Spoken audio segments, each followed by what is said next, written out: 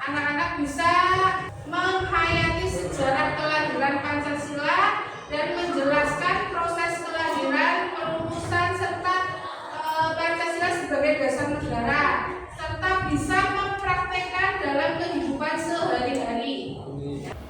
Sebelum melanjutkan pembelajaran, kita mengingat kembali pembelajaran yang sebelumnya. Masih ingat? Masih. Kapan sidang BPUPKI dilaksanakan? 29 Mei sampai 1 Juni. Ya. Terus siapa ketua dan wakil sidang dalam BPUPKI?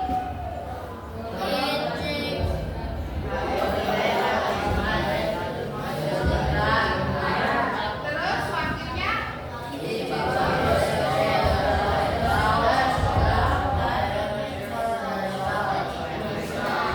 Ya, terima kasih. Selanjutnya kita bermain tepuk dulu ya, biar semangat dan konsentrasi ya. Konsentrasi. Konsentrasi dimulai. Pertama, tepuk 1. Berdiri dulu lah. Berdiri. Jangan tepuk 1, tepuk 2, tepuk 3, tepuk 4, tepuk 5. Masih ada yang belum fokus ya. Konsentrasi. Konsentrasi dimulai. Tepuk 1, tepuk 2, tepuk 3, tepuk 4, tepuk 5. Oke, terima kasih semuanya. Tepuk tangan. Lanjut ya. BPUPKI itu melaksanakan sidangnya itu pada tanggal berapa? 12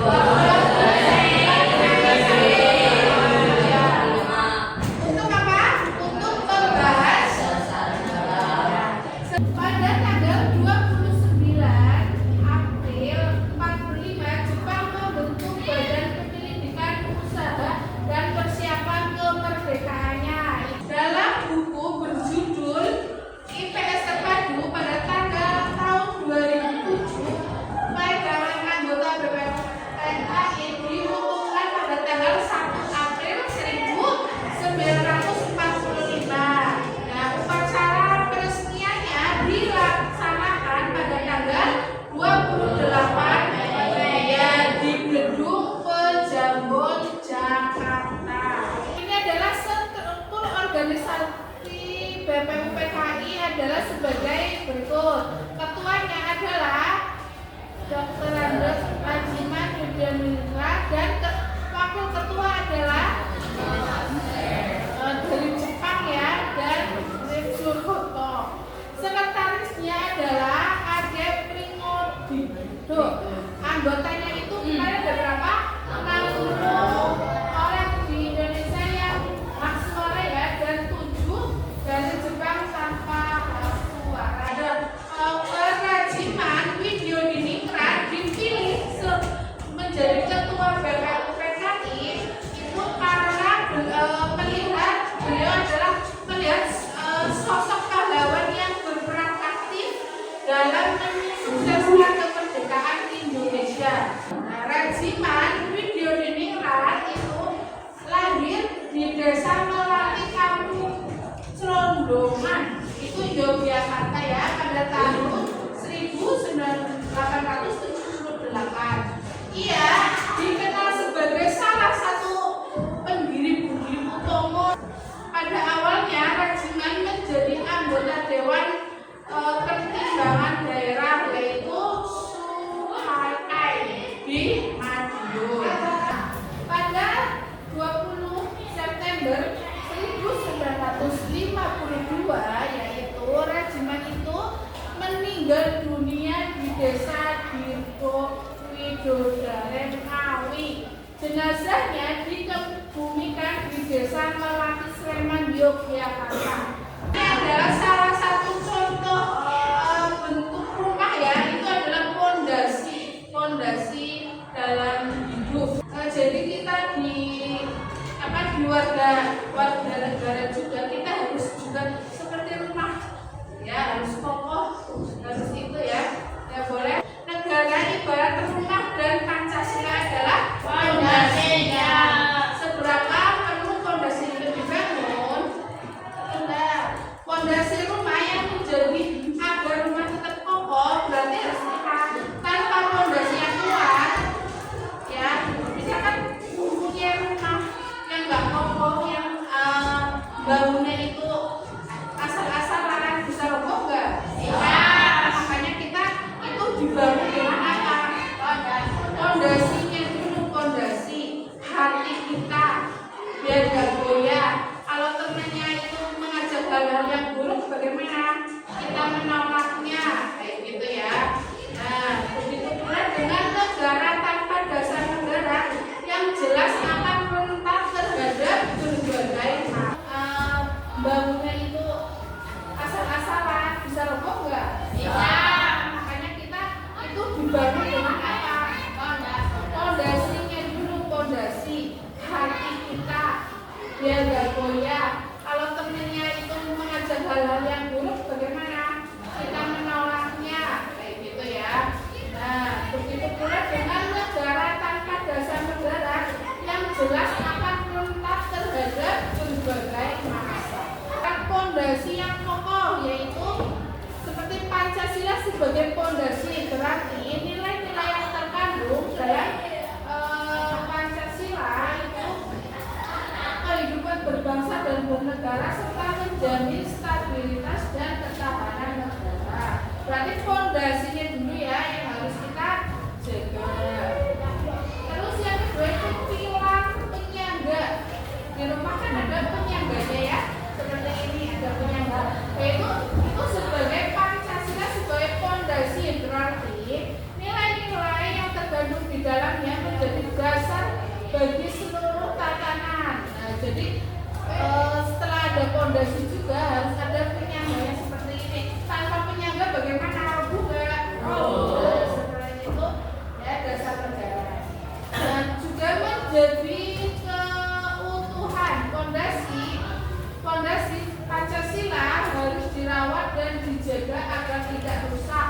Karena jika rusak, maka negara akan runtuh dan menimpa seluruh rakyat Indonesia. Nah, pada sidang pertama BPUPKI membahas tentang dasar negara Indonesia, yaitu meminta pandangan anggota mengenai rumusan dasar negara Indonesia. Nah, selama 3 hari sidang itu berpidato guna mencoba merumuskan dasar negara, yaitu 3 dari 39 tokoh tersebut adalah Muhammad Yamin, Supomo dan tokoh yang berpidato pada sidang pertama BPUPKI hanya Soekarno yang secara khusus menyampaikan pandangan. Selanjutnya itu Soekarno menyampaikan pidatonya, kemudian dikenal sebagai pidato lahirnya Pancasila. Sekarang Bu Guru mau memperlihatkan pidatonya Soekarno ya pada sidang pertama BPUPKI. Selama 3 hari sudah banyak dari saya berpidato saja, tapi belum ada yang bisa menjawab pertanyaan saudara Ketua Dokter Hajiman Ahmad Dahlan. Di sini izinkan saya jawab pertanyaan saudara kedua. Apa dasar negara? Ada 5 asas. 1.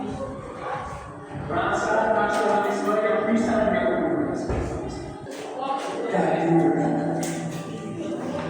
saya seorang nasionalis, tetapi nasionalisme saya adalah perihal kemanusiaan. Jangan sampai kita menganut nasionalisme yang isolasi, tapi nasionalisme yang menunjukkan persaudaraan. Budaya adalah mufakat yang didasarkan oleh musyawarah dan kerugian. Setiap perselisihan yang ditimbulkan pergeseran suku saja, perbuatan yaitu bertakwa pada Tuhan yang Maha Esa. Isi pidatonya Soekarno.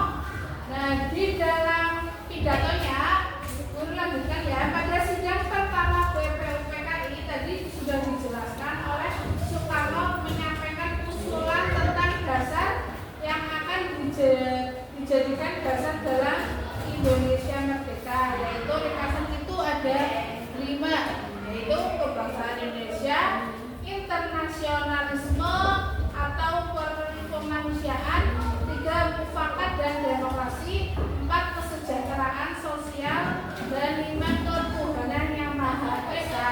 Soekarno menamakan rumusan 5 sila tersebut sebagai Pancasila. Kemudian ini gambar-gambarnya, foto. Jadi garis besar hasil sidang BPUPKI yang pertama masih belum berhasil untuk menetapkan dasar negara. Panitia 9 menggunakan rumusan dari Soekarno yang bernama nama Pancasila sebagai acuan penyusunan dasar negara Indonesia. Dari kesimpulan pembelajaran ini, negara ibarat itu adalah apa?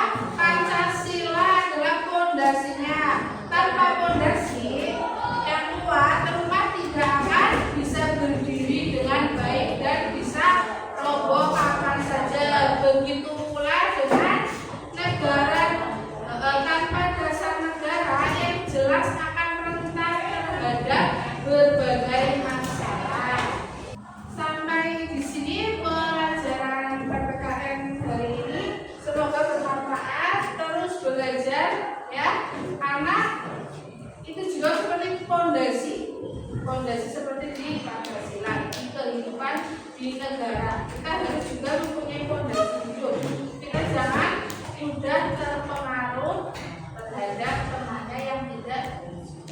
Oke, terima kasih, semoga bermanfaat. Wassalamualaikum warahmatullahi wabarakatuh. Waalaikumsalam.